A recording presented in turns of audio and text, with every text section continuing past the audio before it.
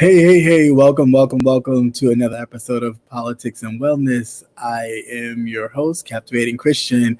Of course, MrCredentialed is still out taking care of his business, so we will just rock, just me and you will be my co-host once again this evening, which is cool. We kind of built a relationship, and I'm liking this a little bit. Anyways. Welcome to the two or so in the chat, in the bushes somewhere, chilling in the balcony. Welcome. So a lot of stuff has been happening. I'm not going to get into a whole lot, just a few things to glance over, things that have been going on this week. So President Trump just makes me cringe every time I say that. One thing that's interesting, he said schools will have to open in the fall. That's funny. Unfortunately, he does not have that power. I don't know if anybody told him because, he's so smart. I don't think anybody informed him that although he is the president of the United States, there are still governors who run their own states. And he has no power over when they choose to open their schools. A lot of states are ravishing through this coronavirus, not even second phase, but the first phase are just hitting some states. And some states are starting to not tell lies and fabricate their numbers, and the truth is coming out. So this poor president does not get to say when schools are open. The actual governors determine that. So, it's nice for him. How you doing, Becca Lynn? Welcome. All right, no problem. Hey, Haitian Queen, how are you? Hey, Brother Nate, what's going on? Just so talking about this, President Donald Trump talking about schools will be open in the fall. And with everything going on with Florida at an all-time uptick high with coronavirus cases, and other states that were planning to open now having an issue with opening due to the rise in numbers or the truth coming out about their numbers, basically is how I put it. A lot of things will change. And Harvard University has announced that they will be holding online classes for the entire semester starting in the fall. So all their classes will be held online. There will be no going to a classroom setting at Harvard this fall. Now, for the future, don't know. They may get things in order and switch it around or kind of do half and half, but and a lot of universities are thinking about going that route and just having the classes online for at least this first fall term and semester. One, to see if the virus kind of calms down, or to know exactly, what's going on. A lot of states are kind of left to handle the situations how they may pop up on their own. This president has kind of been hands off because he doesn't. He likes the positive press. I don't know how could you get anything positive out of this, but he likes positive press, and he'll stay away from negative press so he can have someone to blame. That is just very interesting that he operates like that, but not surprising.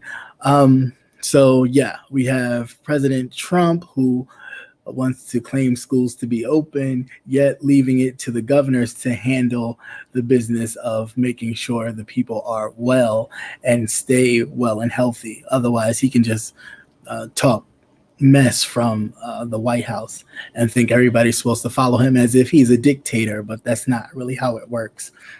Same thing is happening here at Howard Medical School for sorts. We had already rented an apartment for him. Oh, okay. Well, that's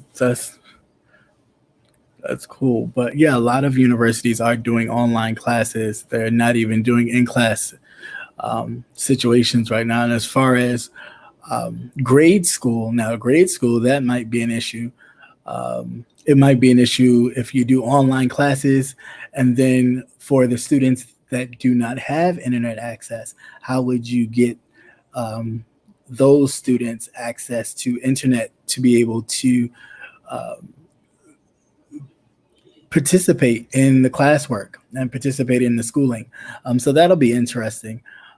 And that's something, if he was trying to be presidential or even trying to resemble somewhat of a president, that's something that he could be talking about or looking into, rather than the BS that he does spew and talk about, because that would be an interesting notion. I would really like to know, how are the underprivileged students in your grade school, talking about the grade school kids, how will they be able to continue on in their studies due to this?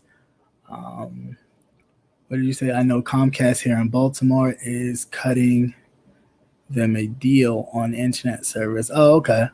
Well, I mean, that's good. That's good. But then we also have to get, some kids don't even have, their parents may have cell phones, but that's where it stops. So some sort of tablet or some sort of device. I know some schools have loaned them out to students, but, that's not the case in every school district. So, again, those are the type of things that he needs to be talking about and concerned about. But this president, I don't know. Really, I personally don't even I don't even know why people even bothered to waste their vote on that man. But schools are also providing them with Chromebooks and tablets. Oh, okay, then that's cool. That's really good to know. I did not know that. I know some schools were offering Chromebooks and tablets, which is a great thing, to keep the students engaged and constantly learning. Because that's important. We don't know how long this will be. We don't know if this will become part of everyday life. So, we have to prepare ourselves accordingly. And we definitely want our future to be as prepared as they possibly can be. Hey, everyone. Welcome to those of you who are popping in. Thank you for stopping by. I appreciate you.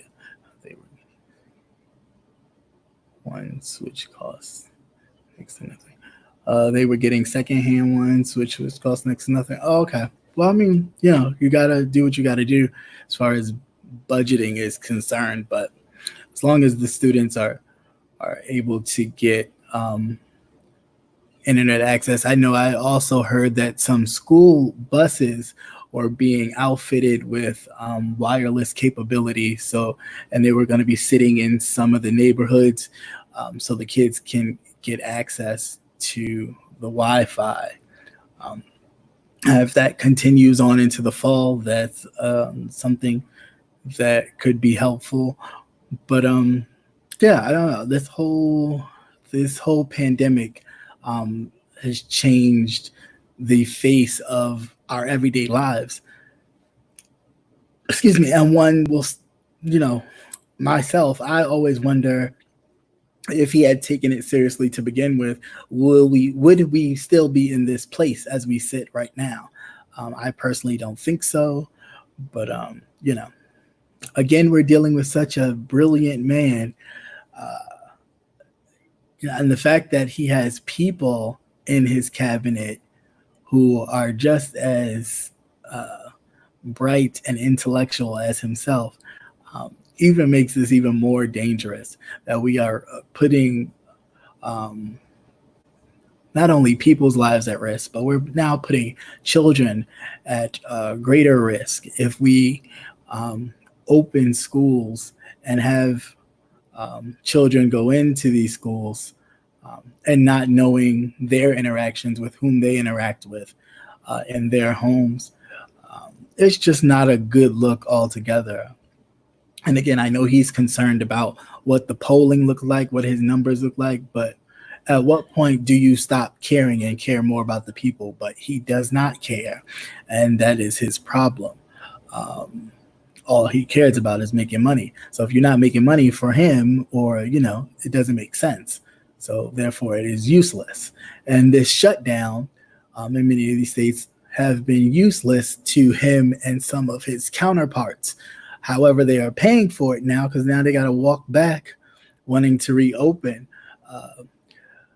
Atlanta Mayor Keisha Lance Bottoms has just discovered that she has tested positive for COVID, and she was a strong advocate for staying inside. And then once the governor Kemp opened the state up, a couple of days after that, she was like, "Oh, well, it's not that bad. It's not as bad as I thought it was going to be." And come to find out, here you have contracted the virus. So now everything takes a back seat a bit. She wants everybody who has been out protesting to get tested. She is also, her family's going to get retested to make sure everybody else has not been infected. But I mean, we personally should be taking this a little more seriously than we are, because it's not slowing down, and it is affecting any and everyone. So no one is immune to it as much as they would like to think so. Even, again, like I said earlier, this trickle down theory thing that we seem to be working with, not as far as economics is concerned, but anything he says or does, and then people seem to follow. If he started wearing a mask, maybe some of these people that get mad because they go into a store and somebody in the store tells them that they can't shop unless they put a mask on, and they get so outraged, if he would put one on and let them see him walk around, I don't even care if it's a Cheetos mask or something, then maybe they would take it seriously too, because they put everybody else in danger as well when they walk into these places with no mask, and then cause a commotion because people then have to escort them out of the building. I've seen that today myself, and I think it's a bit ridiculous. If the sign says wear a mask, wear a damn mask, and just shut the hell up. Get what you got to get and get out. It's not that serious, but for a lot of people, they seem to feel like this infringing on their liberties. These people that's never had to be concerned about their civil liberties are now all of a sudden concerned because they have to wear a mask. I mean, it's just ridiculous. You would think that you would want to protect yourself, so you would definitely want to wear a mask to protect yourself, even if you're not concerned about the next person. But these people, something's really wrong with them. But anyway, so we have that. We also have talks of a second stimulus all of a sudden. Isn't that funny? Of course, we are coming around the bend to election season, where it really starts to get hot and heavy. And Donald Trump has already stated that there will be a second stimulus, and it will. They asked him, of course, for details, and he said it'll be a big one. It'll be, you'll like it. Some short, just leave it in the wind kind of comment, he said. And I was paraphrasing. So I don't know. People make a lot of promises during election season, to hype up support for votes. So that's what he could be doing. Mitch McConnell himself, who is the head of the Senate so far up till now, he has said that there will not be any second stimulus, and he even wants to cut the unemployment benefit from the $600 additional to probably even $300 to $200. And then still limiting the people who receive it. He has changed his tune on a second stimulus, and I'm sure people have probably hit him up and said, hey, your seat does not look so safe. So you might want to recant or think about the things you're saying, in support of the president or against any additional funding to help the people in your state receive funds while we're dealing with this pandemic. So who has been a strict supporter of no, we will not do a second stimulus. That's all you get. He's even come around to say that it's possibly in the works. So election season gets everybody start, especially when we start getting closer to the wire. In the beginning of the year, it's talk, but it's not as much. But the closer you get to November, when the summer hits and then the summer starts to go away, all these promises and things start to come out. But we need to make sure as voters that we hold people accountable. And this is what this session will be about. It's accountability. We have to make sure that we hold our political officers accountable. We have to make sure that we also hold ourselves accountable as well. We cannot look to others to hold us in a certain regard, to respect us when we don't respect ourselves. And granted, I know there's a lot of other actors and characters out in kind of our communities and stuff that help to carry on or help to continue the this kind of projection that, for instance, black on black crime and so on and so forth. But we need to really get to a point where we are policing ourselves, so then we can tell the difference. And I've heard this from someone I follow on Instagram, and she is phenomenal. Megan, can't think of her last name, but when I get it out, put it in the comments and stuff. But follow her on Instagram. She's very wise. I love the way she thinks. She's very critical. But she had posted the video of the young man who was walking with his daughter across the street, and he was shot. And she was saying that Black Lives Matter should not say anything. Like, if you should use another phrase or use another term. And her argument to that was that if we don't care about each other as Black people, how do we expect someone else from the outside to care and know that we matter?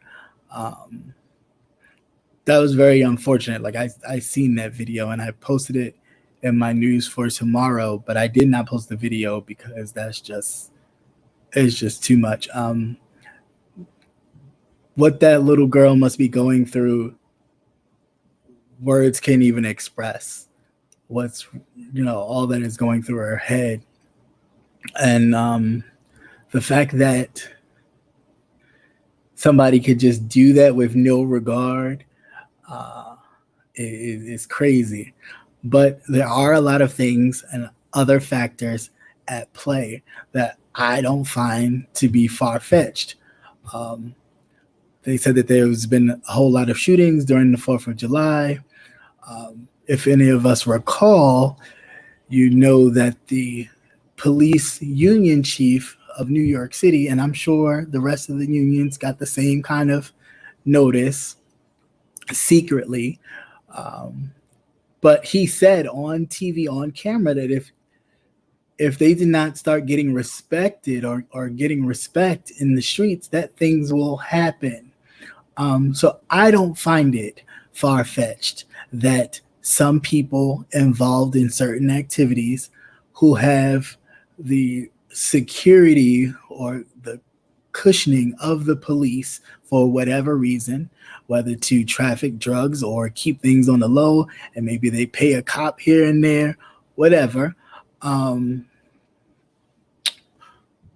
it's not far-fetched that they could all be working together to, okay, you want to defund the police? Let's rack up the crime. Go ahead, have free reign, go do whatever to show the people, oh yeah, we need you. No, we need you. Look what's happening in the streets. And it's like, at what point do we stop and say, hold up, we need to, even if it's just for a moment, like, people say, oh, we're not going to shop on the 7th of July. It's like, okay, well, if we're not going to do that, why do we not have peace treaties with these gangs and drug dealers or whomever, just where we won't? You just think higher, be better. We don't need this on top of what we're already trying to fight for. I think it always kicks us back, and it always amplifies their argument of, well, there's black on black crime, but they shoot each other. But that's not, that's not even what we're fighting for. We're just fighting for equality. We want to be seen the same way you're seen in the eyes of the police, not less than, to where in which our lives don't matter. But the truth to the argument is, we have to matter to each other.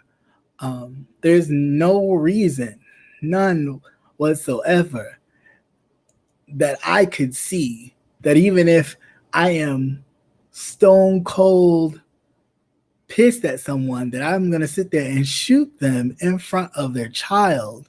Like, that was ridiculous.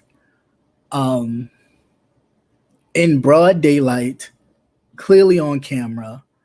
But that's what makes me think that it's more to it. It's a lot of players, a lot of actors, a lot of people being paid or given things or promised things to commit these acts.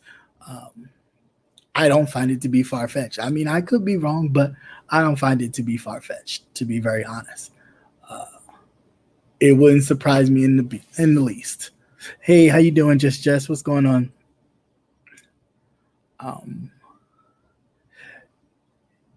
Oh yeah. I saw that. How you doing, TC? The book, yeah, that's gonna be my next little tidbit to talk about. But the book that his niece Mary Trump has coming out is supposed to be a head turner. Again, something that I'm not surprised about. Him cheating, him paying someone to take an SAT for him. Who's surprised?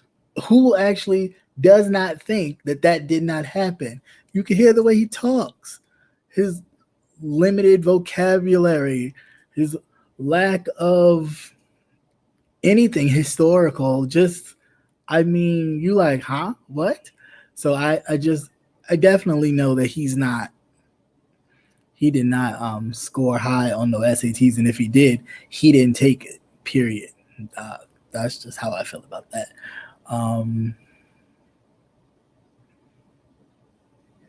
Yeah, I'm with you, TC. I just think that there are people that in our community, even us, and they may even be some of us, because again, if we're gonna say history repeats itself, we can look at the enslavement period and wonder why there wasn't as many uprisings, or why the uprisings were always almost smothered by slave catchers and landowners, so on and so forth, because somebody inside had to be an informant and telling in order to get the jump on what was either about to happen, what was happening. So there always has to be someone in the loop. And I always say this, even biblically, can't even get the word out. Biblically, if we're going to go there, you notice how Judas had to go to the scribes, tell them where Jesus was going to be and all that, to gain access to arrest Jesus. So it's the same thing. You cannot get access to someone without going through the proper channels of people to get access to that person.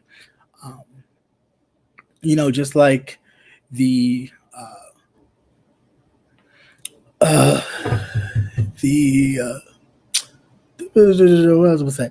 Like Malcolm X and the Nation of Islam, like how that was, that assassination happened, just like Martin Luther King's assassination happened.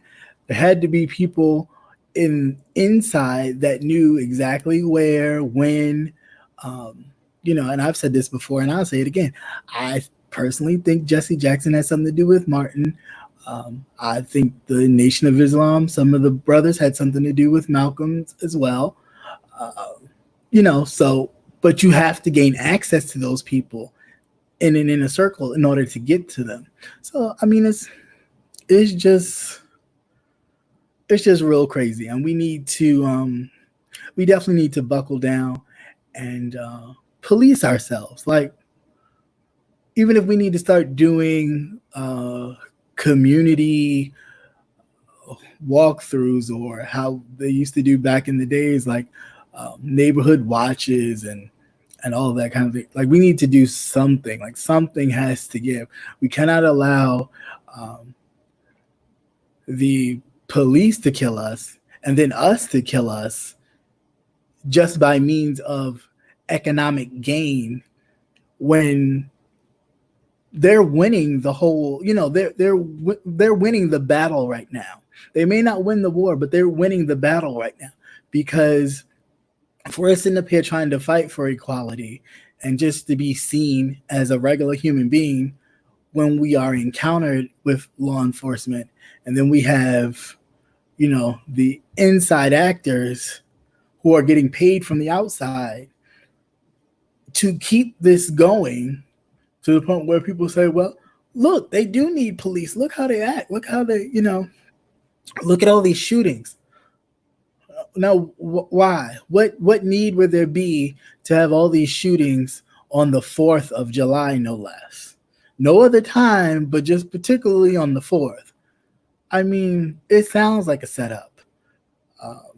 And they're not going to use themselves to do it. They're going to, get the people that they pay or that pay them, hey, to cover up some of their crimes or keep some of their crimes quiet. Hey, listen, we're getting heat, so we need you to do this to get the heat off of us.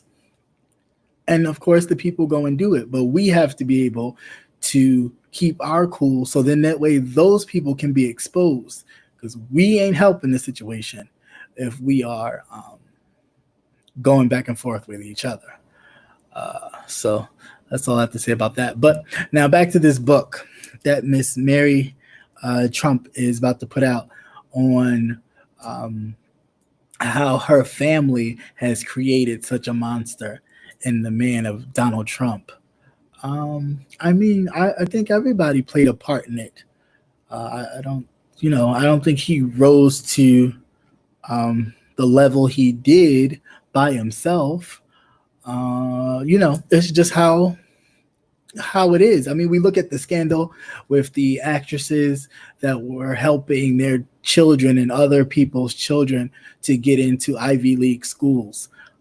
When they have the money to pay for an Ivy League school out of pocket, but because their children may not have been astute enough, or even, was concentrating on their studies as they should have been to get into an Ivy League school, maybe they, their grades were just mediocre because they didn't really care because they were getting everything else. They,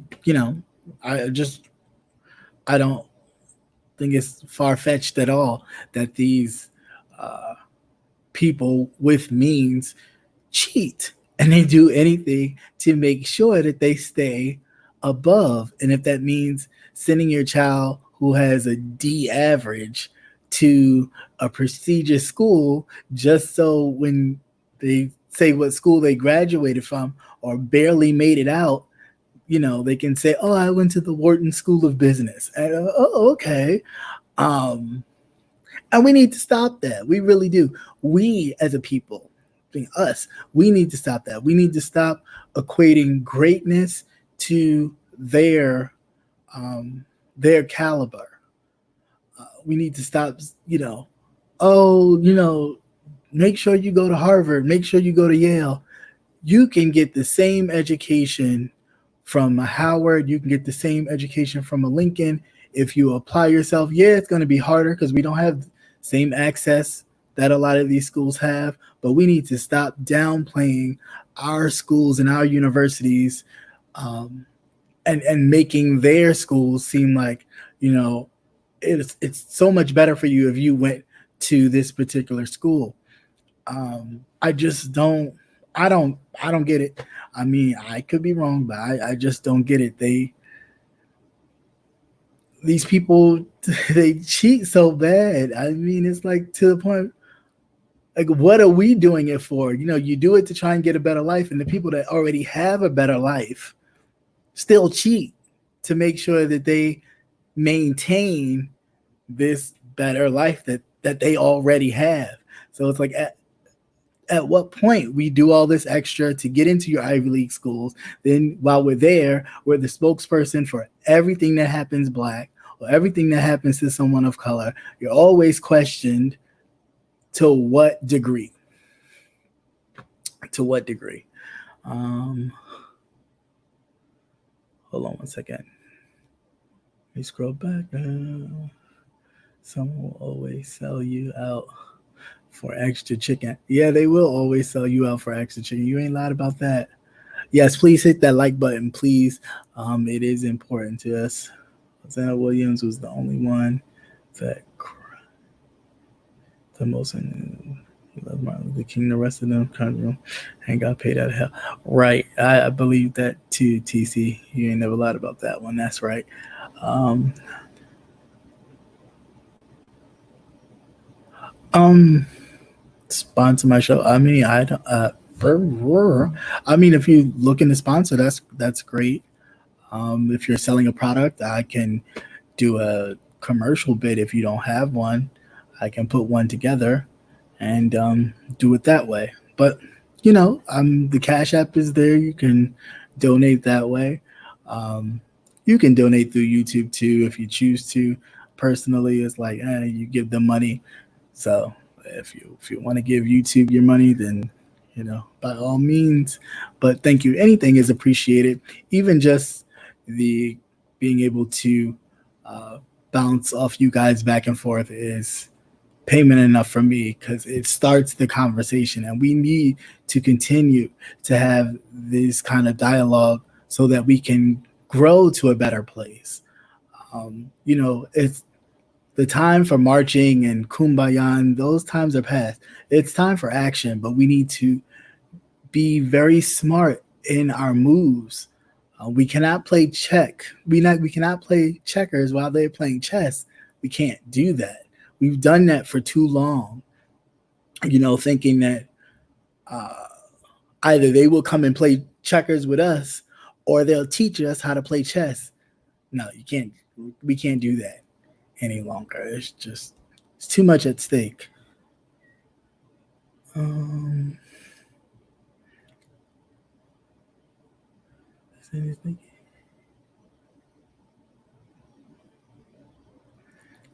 um, their system is faulty. These have been on hard times collecting monies from alumni. Yeah, no, and we have to change that too.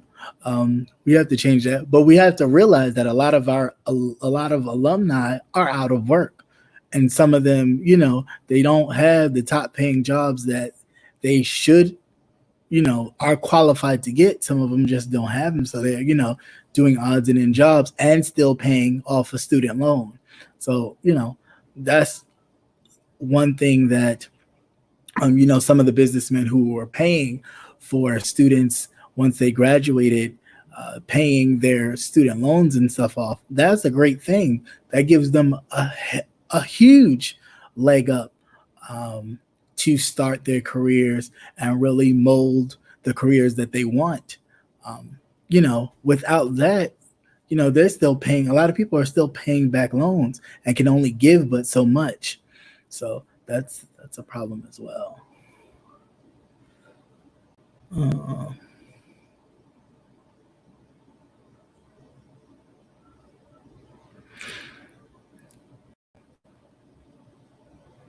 Right. And we are taught to be 3 times as better. And that's just to be seen. It's not we're 3 times as better. So then they look at us as better. We have to work 3 times harder just to be seen as like, oh, you're exceptional. And it's just like, what? It's crazy. Let's see. I'm currently reading Romney Where It Happened. The Romney Where It Happened by John Bolton, and that book is full of tea. I heard that it is full of tea, but I side-eye John Bolton because personally I consider him to be a coward, because you cannot really talk about how you feel about America and how you're so pro-America, and yet all this information you sat on for however long, for whatever reason, to make money. I think it's absolutely ridiculous. And it's pure cowardice. Like, I don't care about anything John Bolton says. I'm gonna read it, but I just don't. Because again, if he was such a patriot or cared as much as he claims to care for this country, he would have put caution to the wind, and for the sake of the nation, he would have testified, and he wouldn't have needed clearance from the White House or anything. He would have just testified, and that would have been that. So the fact that he chose not to, and then said, oh, well, I'll testify in the Senate if the White House allows me to, is ridiculous. I find it to be crazy. Did you see that YouTube has this BS movie called Trayvon Martin Hoax? I saw something to that effect. I'm not sure if it was YouTube or if it was somebody's Twitter or something. Excuse me, but I did see something that said Trayvon Martin Hoax. And again, I'll watch it to see what it's given. But a lot of this stuff, it's like a lot of people are going to be throwing out a whole lot of things. This is an election season, and we are winding down. The only thing that is making this more noticeable is because we are stuck, some of us, in our homes, or just here, there, and we're not used to our everyday kind of run-of-the-mill where you really wouldn't pay attention to a lot of these things. So yeah, this is an election season, and they're going to be throwing the kitchen sink at people pretty soon, to shore up votes, to make sure you don't vote for other people, because people are nervous. I mean, they're not acting like it, but they're nervous because the more this drags on, the more this keeps going, the more people are unsure if their job will continue. This creates a problem for the person running to be elected, especially someone already sitting in office. So the Trumps of the world, the Mitch McConnells, are all kind of nervous because you don't know. The polls say one thing, but it's a whole nother thing if people actually get frustrated and turn out and vote. Now, that's something that a poll can't tell you. As we know from the 2016 thing, all these polls, oh, Hillary's going to win. And what did they do? Some people didn't vote at all. And then others, they were just like, let's try it. What do we have to lose? And it's like, you have everything to lose. Look what happened. Look where you're at. So, yeah, Haitian Princess, I agree. He should have testified. But yeah, please visit make sure your voter registration is all correct, please. It is more important now than it has ever been, because we may be moving into a phase where absentee ballots and mail-in ballots and all those ballots are highly important. And you have a president who's trying to fight with the post office right now and not make sure they get funding. So if they don't get funding, you know what's going to happen with your mail, right? And this is all to push,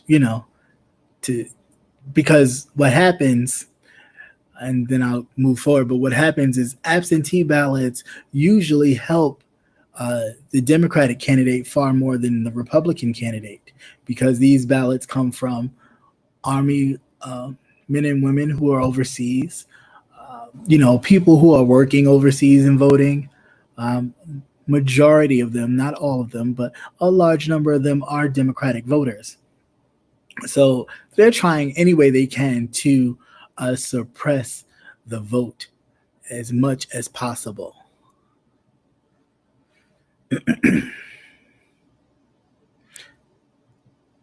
Yeah, with Karen and Ken's having breakdowns on camera, they're nervous.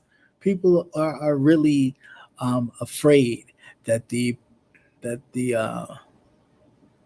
paradigm is shifting, and the power that they once felt, because not a lot of people had power, but they felt it. And that's the problem with a lot of people. The reason why these Karens and Kens are acting out is because the power that they once felt, they're starting to feel it like leave them. They don't feel that anymore, because a lot of them did not have like personal power where they could say, you can't be here, or you have to leave, that kind of like authoritative police, that kind of authoritative power, but a power in which, I know that my ancestors built all this, and I know that when I go to a place like Washington, D.C., I'm going to see monuments and people that look like me and my grandparents and stuff, excuse me, and stuff like that. So that gives me pride in knowing that my ancestors, my people built all this. But, that's not necessarily the truth. And we know that, but a lot of them don't, and they don't care to know it. Just like those people who painted over the Black Lives Matter sign, Ken and Karen that was out there painting over the Black Matter sign. Now, if you're going to paint over Black Lives Matter, you definitely don't want to use black paint to paint over Black Lives Matter. But she did. And, it was interesting to even hear their argument when they were saying, they felt that the killing of George Floyd was wrong, but that putting Black Lives Matter on the street was infringing on their rights, and that we should know our history and know that the Emancipation Proclamation that Lincoln promoted freed us, and we should be thankful, because had it not been for his foresight and fortitude, we would probably still be enslaved. And I was just like, well, one, he didn't do it because he wanted to. He was doing it so he could get a leg up, and get some more people to fight this war, because they was on the brink of losing it, to be very clear. The United States would not be what you see today had he not done what he did. But, that's another story for another time. But yeah, that's crazy. 45 knows he's about to lose. He's getting ready to do a lot of tricks and stunts. Yeah, he's about to do a lot of stunts and shows, and he's about to have a lot of what they call those executive orders. It's about to be a lot of those about to drop. He's definitely about to drop a lot of executive orders. Like that. Yeah, Haitian Princess, glad you brought that up. Yeah, this whole Kanye West running for president is BS. It's bullshit. The reason why I say it's complete and utter bullshit, because of course it doesn't even make any sense. If you praise the man and love the man so much because of what he's doing as a president, why the hell would you run in 2020 against him? Like, why would you even say it? What's the point of you saying it? I mean, it just doesn't make any sense. And we need to get out of this glorifying celebrity life and all that. Um, Watching a reality TV show, which is non-reality scripted, is one thing, but actually wanting a person who lives their life like that to actually run the free world or this country, we need to get out of that. I think it was a mistake to let Ronald Reagan do it. And I think after Reagan, we should have just left it the hell alone. But no, we couldn't just leave well enough alone. So yeah. Hey, what's going on, Rico? Nice to see you. But yeah, I think it's a mess. And I don't know what the purpose is other than attention, other than something for people to talk about. But there are far greater things to be talking about than Kanye West talking about running for president in 2020. Like, come on, get off of here. Um, you know, if you're gonna have Melania be the first lady, I'll be damn. Kim Kardashian next. What they gonna do? Put her whole sex tape up on the? Let's not, please. Let's get off it. I'm so over it. What's being pushed through these last couple months? Yes, very much so, brother Nate. We definitely need to um, pay attention to the things that are being pushed through because, like I said, a lot of executive orders will be flying through. A lot of them you won't know about, some you will hear about. Um, because, and judicial appointments, big one.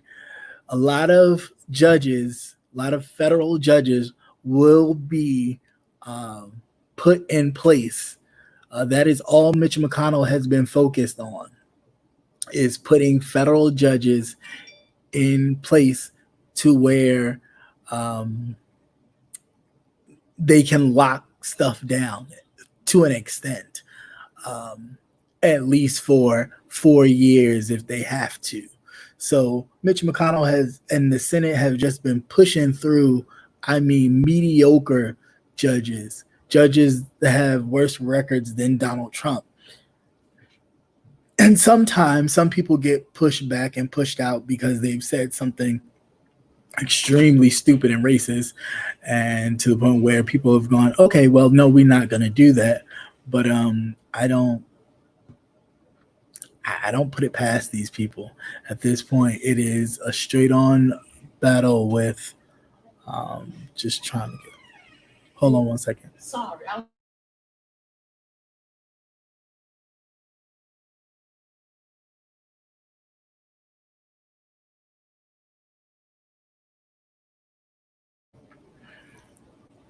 Yeah, so sorry about that. But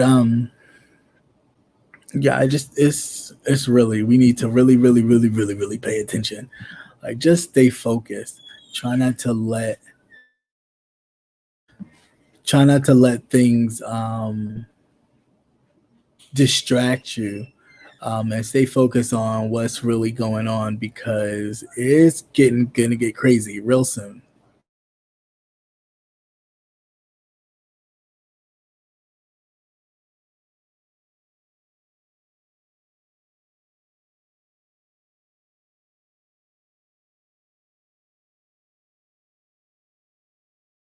Yeah, sorry about that. But yeah, other than that, I think that was pretty much it. That all I had. But if anybody has any other things, because I just if you don't take his meds and sit his ass down, a mental health session, this would be residential type of thing. Yeah, it definitely would be. It's definitely not my type of thing. Are you running for president? Really? Oh, that's nice.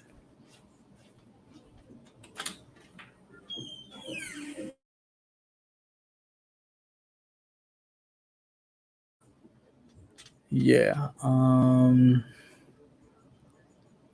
But yeah, black people need to look local. Yeah, we really do. Like, we need to look locally and really focus our voting power on the local elections. Yeah, we have to focus our voting power on the local elections because that is where we will be able to make the most change and make the most of our situations. And this is, school board, all of those local ones, the school board, the aldermans, city council.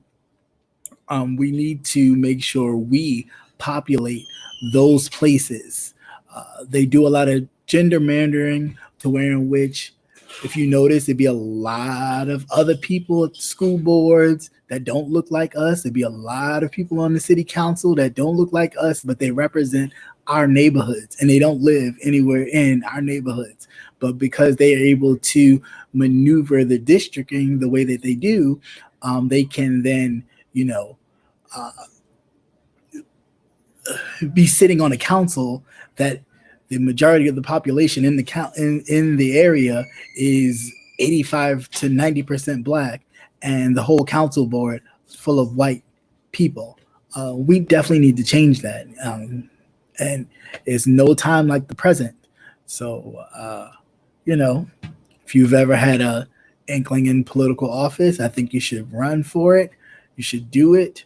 Um, if you want to be an advocate, I think you should, go out and do some canvassing for some people.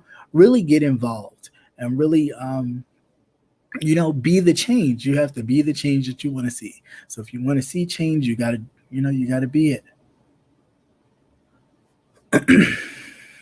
Yeah, we definitely need to find out where the school money's going. We need to find out where all this money's going. There's a lot of money out and about. There's a lot of money that's been missing, that nobody seems to know where the money is. We still trying to figure out where the rest of his inaugural fund is. Okay, the millions and millions of dollars. Nobody showed up to any of the parades and the balls or whatever, but he raised more than, what was it, 3 times or 4 times Obama's second inaugural fund. Like, where's all that money?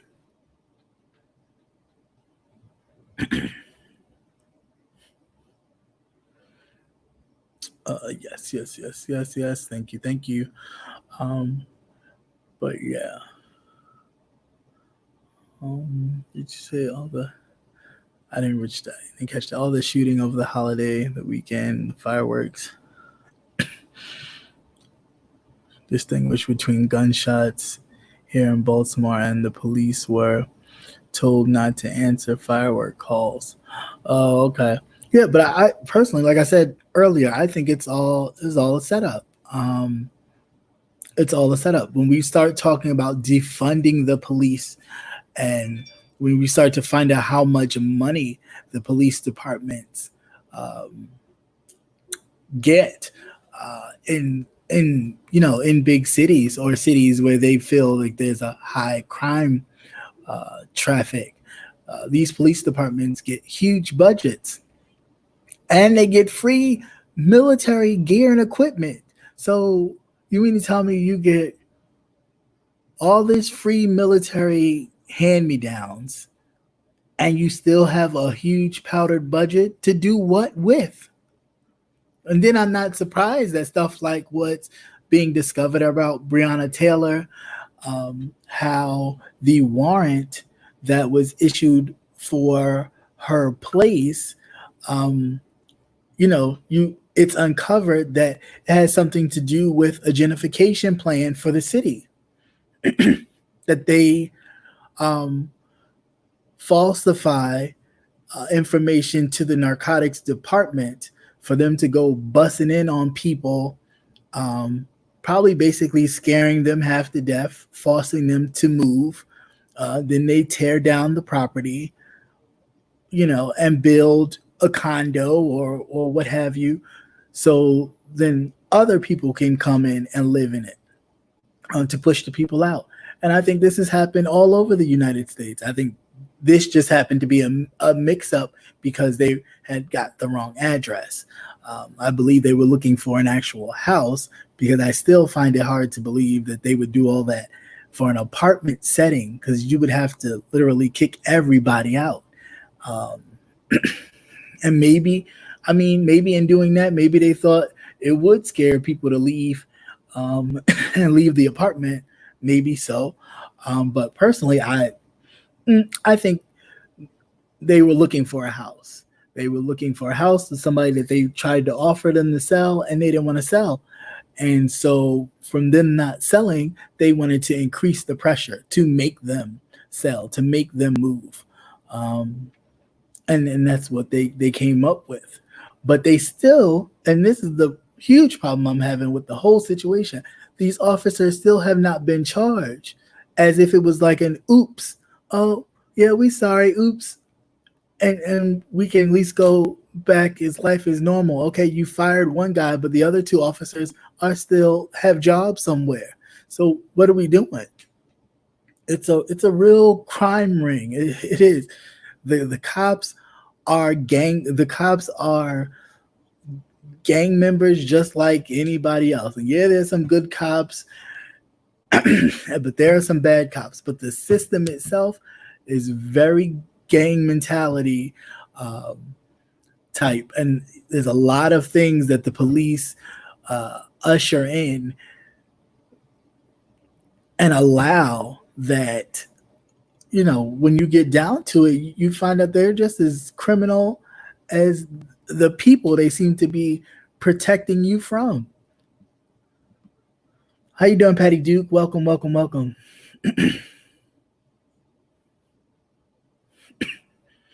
Yeah, Breonna Taylor's connection was really, really interesting. I did not, when I read that story, I was really like, wow, oh, okay. And then it made me look into other things, into my old neighborhood and areas in which, even in New York, like I said in my newscast today, you go to some places in Brooklyn, you won't even know that Black people used to live here in these same apartments, that now, what they put some power wash to the building and put a Jamba Juice down at the corner, and these white folks be sitting outside chilling and acting like, they just discovered a gem in the middle of Brooklyn. No, it's been here. But they use these tactics to get the people out. And then once they leave, then they do what they need to do to gentrify the neighborhood. But yet at the same time, pushing the people from the neighborhoods into the suburbs. And then you have people walking around questioning them, asking them, you don't belong here. Where the hell would they belong if you kick them out of their neighborhoods and then you force them to go to the suburbs, and then you have the people in the suburbs saying, hey, you don't belong here. So where the hell do these people belong? I'm so tired of that. I really am.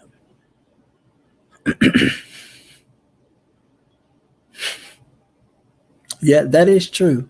That is true. Trust no one but yourself.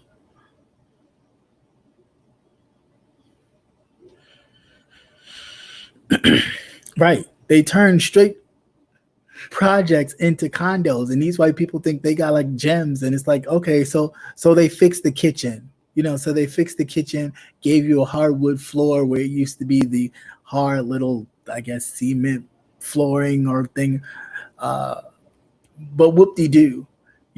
And then, the landlord's making out like a fat rat because he's charging these people, these hipsters who want to feel like, oh, I live in an urban area, I'm so hip. Charge them an arm and a leg, but for nothing. And they don't even know it. But again, then you kick the people out and force them to move to the suburbs. And, then you have people who are in the suburbs who are not going to move. And every time they're jogging or doing something, it's a question of, what are you doing here? Why are you here? I was just protecting myself. And lastly, before I go, because I've held you long enough, there was a story of a young man, 21-year-old, I know last name Wilson, can't think of his first name, but he was with his white girlfriend. And if anybody knows this story, please chime it in, because the names escape me, but he was with his white girlfriend. And the story goes that these white teens were yelling racial slurs and, being very disrespectful. So they decided to leave the facility, the place where they were at, somewhere in Georgia. These teens proceeded to further engage with this couple by getting in their cars and following this couple, still yelling the racial slurs and all this other mess, to the point where they were trying to run them off the road. The report goes that the gentleman fired a warning shot. It happened to hit this young white teenager. She winds up dying. The young black man is in jail and charged with aggravated assault and a felony murder. Now, his defense is that he was using the stand your ground law in Georgia as well as in Florida. Now, I say this is going to be interesting because white people have always used that in those states. Whether they were in the right or the wrong, they have always used that, and it has always been an okay. My issue already off break is that in those incidences, the only reason why the white person was arrested was because there was an outcry from the community that something needed to be done. Otherwise, they were sitting at home chilling and wasn't nobody going to go get them until the pressure was so great that, they had to go get them to at least arrest them and charge them until trial. This young man has already been arrested and has charges. Yeah, it's Georgia. I just find it to be a bit like, huh? So you mean to tell me you can use stand your ground, but we can't? Okay. I just wanted to make sure it's clear, because it's clear to me. It's clear as day that this young man is sitting behind bars right now in jail because he chose to stand his ground because he felt threatened. They were trying to run him off the road. And so he defended himself and his girlfriend. And because of that, he is behind bars right now, charged with felony murder and aggravated assault. Now we have the Trayvon Martins. We have, God knows who else. The other young man in Florida who with his friends and the music was too loud. His mother, I can't think of his name, but his mother is in Congress right now. Him and countless others. I mean, where that has always been the mantra, I was standing my ground. So the point where this young man is standing his ground because he happened to shoot a warning shot in the air and it hit one of the teenagers who was in the other vehicle trying to run them off the road, mind you, while playing Purge music, the movie Purge. I guess the music that they were playing as they were killing folks or whatever, that music was also blasting from their their car stereo or what have you. So I guess, the young man thought, hey, they probably trying to kill us. So he defended himself and he is sitting behind bars. So I just find it to be a bit just crazy that there's a set of rules for them and there's a set of rules for us, and they can use them and always say they were standing their ground, but we cannot. That's why I think it's highly important that we arm ourselves as much as we can. If that, that's by a few things. That's not just by a gun alone or, going to get your gun license to legally have one. Not just that, but, arming ourselves with the knowledge and the truth of our laws in our particular states, even outside our states. When we go traveling and visit, do a quick rundown of what's legal, what's illegal, what you can do, what your rights are, because every state is different. Granted, yes, we have some universal laws, but there are some laws where in which certain states do certain things differently than other states. So when you're visiting and you're traveling, especially during the summer, if you can or when you choose to, just be aware because people, a lot of people don't know their laws and they don't know the rights that they have and they take advantage of it. So make sure, we're not one of those people. We won't be taken advantage of. We will know our rights and we will stand by it. The young man's lawyer has basically said this man should be free until his trial, like every other person that has used the stand their ground law. So, and this lawyer knows what he's talking about. So that'll be interesting to watch. And I'm really curious to see where um, that whole case takes a turn.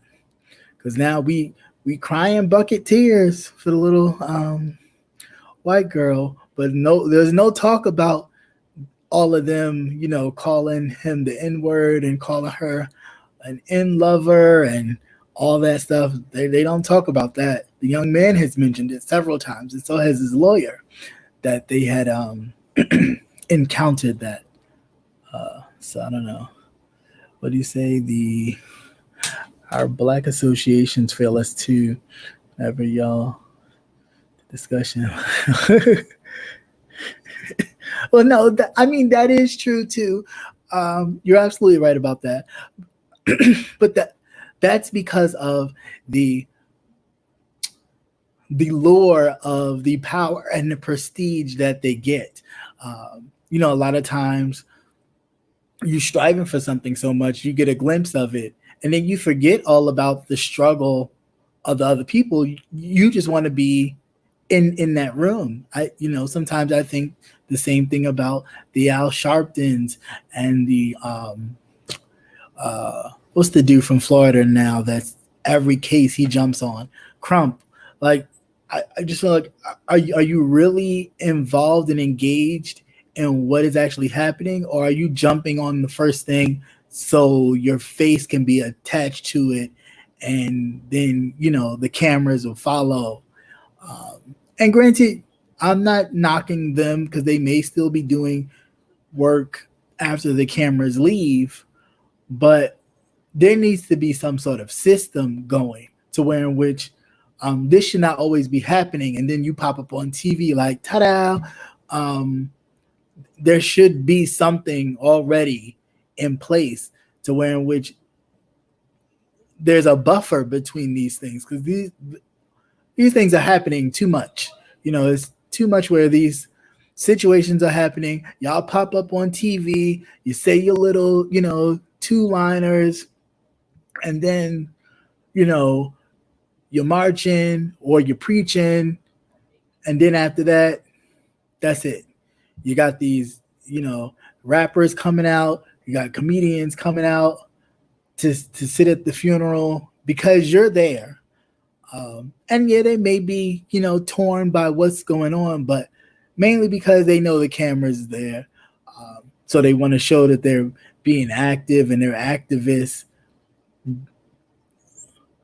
But you need to be doing that when the cameras are not on, though. Like, you need to be really doing that when the cameras are not on. And I found, like, a lot of these, I don't even want to say black leaders, because I always find it hard to, why do we have to have a leader in order to lead us, as if it's like Moses leading the people across the Red Sea? Like, lead yourself. Govern yourself. If you govern yourself accordingly, nobody has to govern you. And that's something that we need to really learn within ourselves. We don't need a leader. It's cool to have people engage with the other side to get some understanding and get some things moving. but we don't need a leader to go, here, it's on you, make this happen for us. I think that's a huge mistake that we do. We depend on people to fully have our interests at heart and maneuver how we want them to for a group of us. And we all have different interests. One. Two, I just don't find it feasible. Like, I just don't. It don't make sense to me. But anyway, that's all I have for today. Please be sure to join me, of course, tomorrow afternoon. Everything should be uploaded because it uploaded today. Fine. So everything should be on board for 12 o'clock midday news. And also this Thursday. Hey, Miss T, how you doing?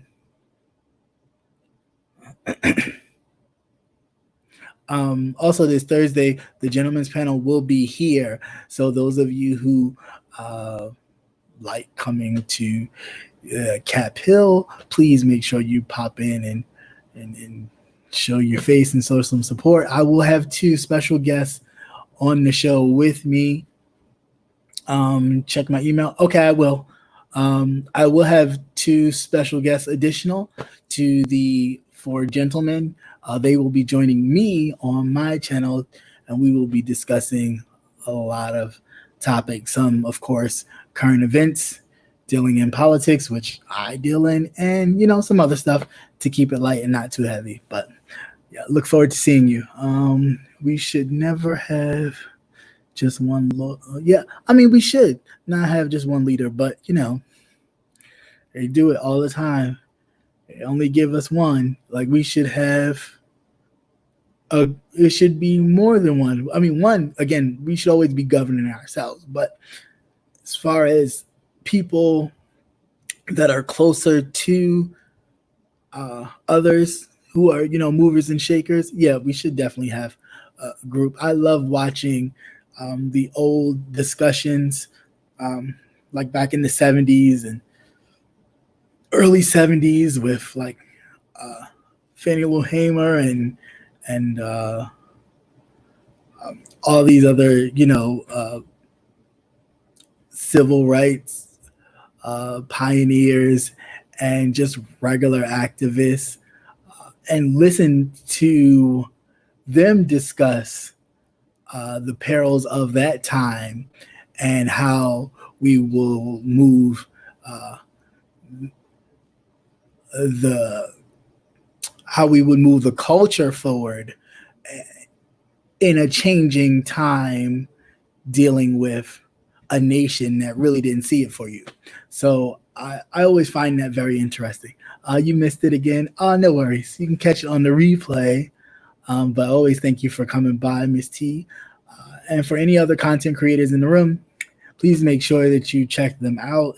Miss T always having a positive outlook and words of advice for many of us. She does tell it like it is sometimes. And sometimes I just stay in the bushes because I'm like, I don't want it.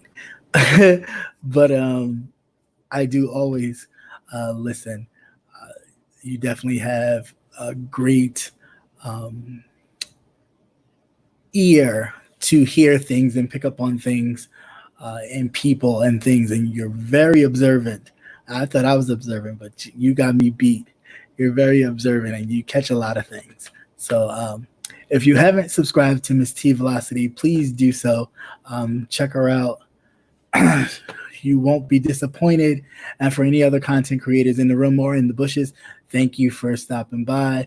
It's always good to check out other content creators. YouTube is too vast, too big to just be stuck around a certain group of people. We should always, venture out and kind of spread our wings and get to know who else is out there, because you'll be surprised who shares your interests.